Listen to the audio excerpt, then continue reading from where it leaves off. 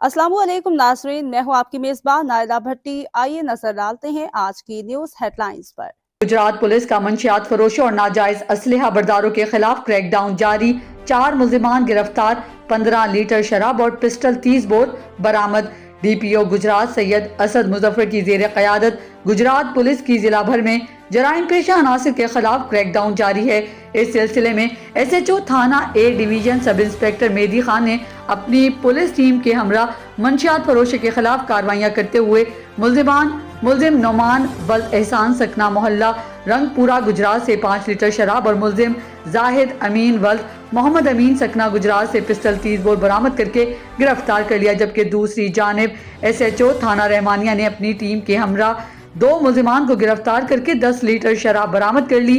गिरफ्तार मुल्जिमान में एक मोहम्मद उस्मान वल्द अरशद सकना मोहल्ला जोगी मोहम्मद लाला मूसा, दूसरा जिशान वल्द खालिद हुसैन सकना लाला मूसा।